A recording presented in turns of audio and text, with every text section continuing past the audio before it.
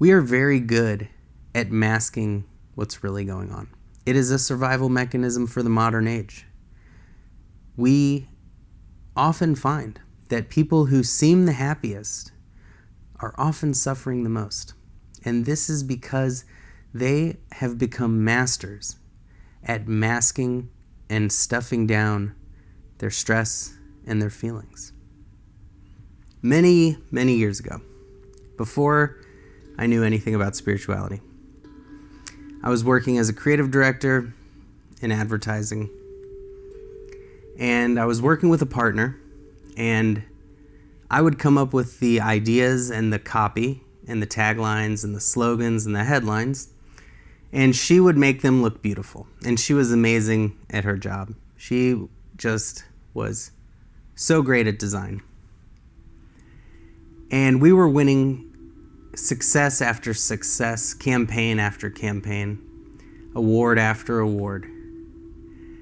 And then after a couple years of working very closely together, she starts wanting to come up with the slogans and the copy and the concepts, and criticizing mine and trying to force me to write for her concepts and work on her slogans.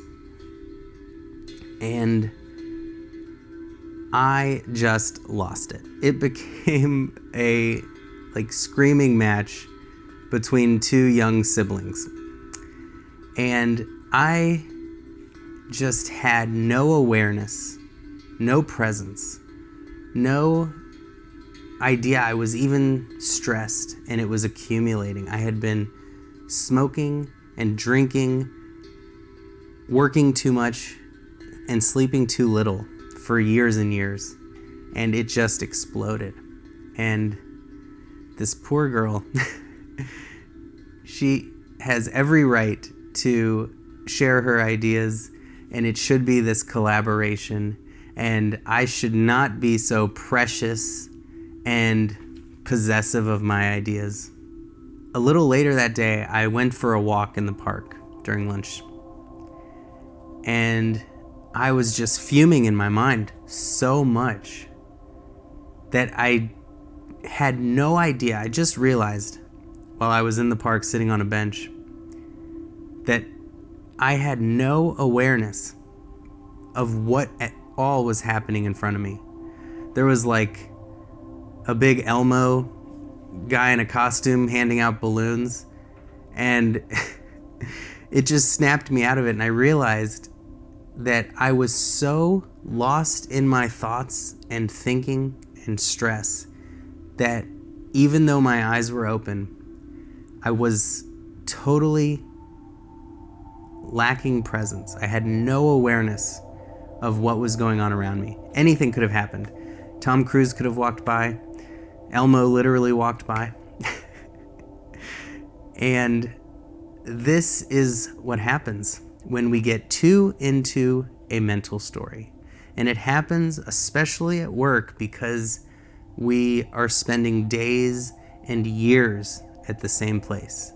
And so we naturally start to lower our awareness because we can function in autopilot. So we activate that energy-saving mechanism where our brain doesn't have to be conscious, and we can just go through the motions, space out until work is over.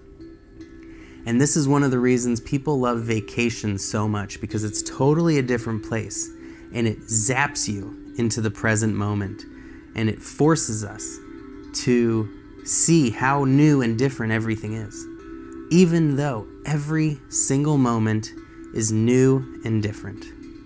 Sometimes the light is shining on my face and blinding me, and sometimes there's a perfect cloud covering, and even though I'm in the same place. This is the nature of life. Time moves on. We are always changing. Our thoughts are always changing. Our mood is always changing. Our breath is always changing and different. We just don't pay attention. And so simply by paying attention to the reality around us instead of allowing autopilot mode to take us over, we can respond thoughtfully. We can stay peaceful and present no matter if my partner is screaming at me or if my boss is making fun of my work or I have to work all night again. It is all just life changing. And when we get out of a negative story that says that it's unbearable, we can bear anything. Every moment is exploding with potential and possibilities. Only when we stop paying attention do we feel monotonous, stuck, and like we're just running on a treadmill going nowhere. So whenever that work stress takes you over, look deeper, look closer at what is going on. It's always more peaceful and less chaotic than our minds.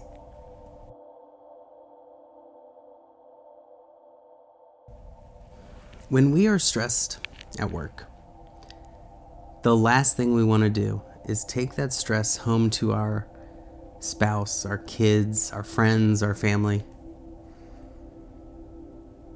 or even just to ourselves. We don't want to carry that stress over and let it keep accumulating, because it does accumulate. And we will take on stress from our boss, and then we will give it to our spouse or kids. It just is that karma where everything has a cause and effect. I've literally seen this where I'll see someone pulling into a parking spot and someone else was going and they yell at each other, and then I see the person go in and yell at the person at the counter, at the cash register, taking their order for no reason. It's just like, this happened, there's going to be some consequence. And so we want to be stress releasing machines. If we get stress, if we take it on from someone screams at us in traffic, our boss screams at us, a coworker does something very frustrating, we need to be always releasing any stress we accumulate. We need to send it up to the universe so that we are not passing it on and creating more stress and conflict.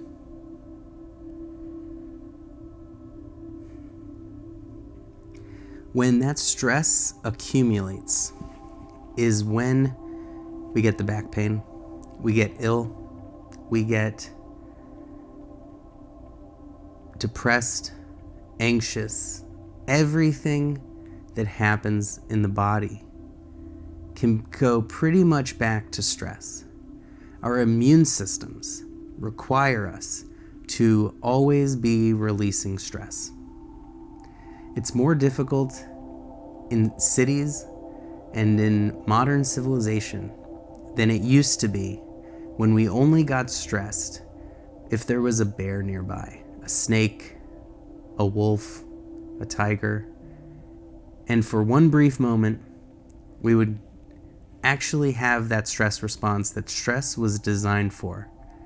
That fight or flight mode of survival, when we didn't need to be healing, recovering, and resting, but we needed all that blood to our arms and legs to either kick and punch or run and hide. Today, it's traffic. It's tedious work. It is every little thing that gets in the way of us doing what we really want to do, which is to hang out with our friends and family, to watch our favorite movies and shows, to listen to our favorite podcasts and watch our favorite YouTube videos. And so if we are to release this stress, which can happen several ways, but the easiest and quickest way to always release that stress is to notice it. When we don't notice it, and it is so subtle and imperceptible sometimes, where we may think, no, I'm just working on this thing and it doesn't bother me at all, and look how happy I am with my other coworkers.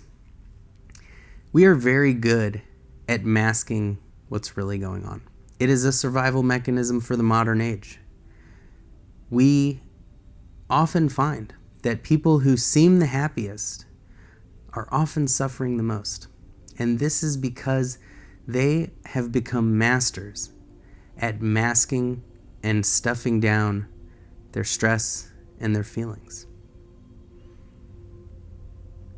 And it is often this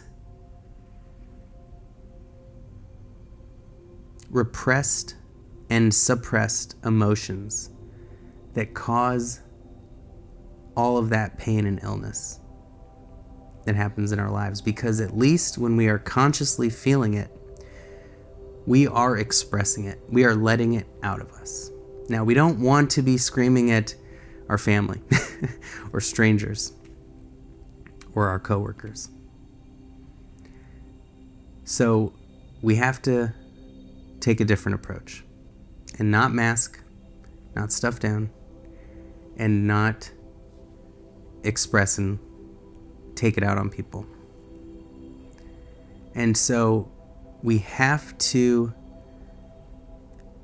make our awareness more subtle. We have to recognize those little nuances that change our body. A tense breath, tense muscles, a mind that is thinking thoughts that are negative and critical about a situation we're in. And when this happens, the best way to let that go is to, if you can, close your eyes, but you don't even have to. But we just put our 100% attention and awareness onto our breath and onto our body and onto our mind. And not at the same time, but at separate moments. First, we just check in with our breath, and then we calm it. Then we notice all the muscles in our body and in our face, and then we let that out with our breath as well.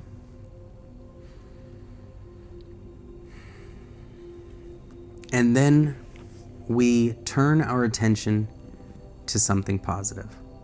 There is always infinite positive things, just as there are infinite negative things. This is what we mean by we create our reality.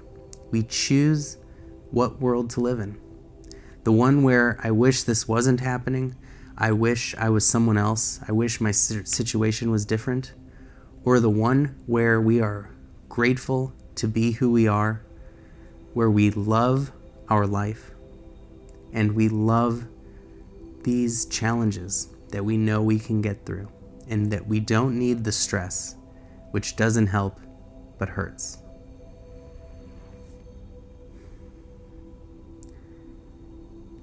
And so as long as we take as many conscious breaths as it takes, spend as much time just focusing on the body. When we put our focus and awareness into our body,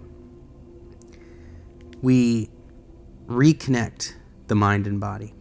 Usually we are 100% in our heads, in our thoughts. Maybe even we're focusing on what we're seeing, which is again from the head. When we move that attention through our body, we reconnect with our body, and we are able to see where we're tense, see where we're holding stress, and we can release it. And every breath is that oxygen that heals, that loosens the muscles, that provides that rich, oxygenated, healing blood to every part of our body.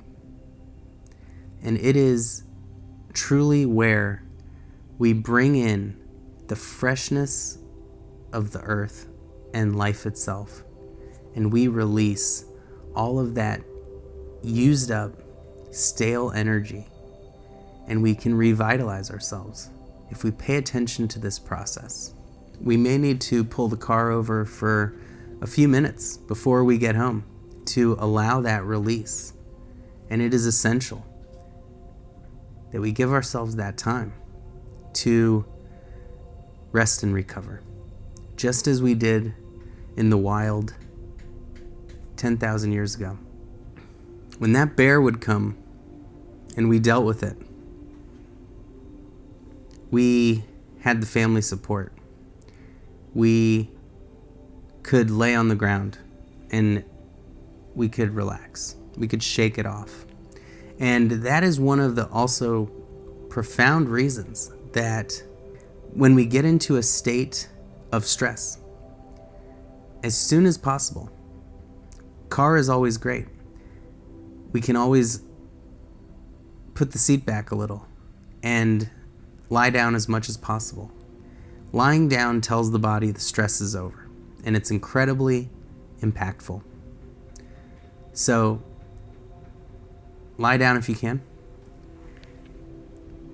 And if that's not available,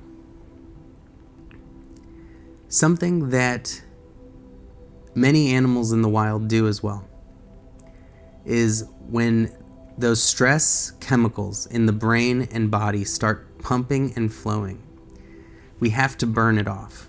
So many animals will shake uncontrollably for about 10 to 30 seconds, and they burn off that energy. And we can do jumping jacks. We can go for a jog and get that heart rate moving and raise that body temperature. And we can get that stress out of our system. But the worst thing we can do is an activity that puts more stress on ourselves, that is unhealthy and going to put stress on the body. And after that, the second worst thing we can do is nothing, where we just sit with it and let it brew and get stronger and stronger, keeping that energy inside of us. So we need to let it out, and we can do that with our breath, by getting out of our head, by putting our focus in our body,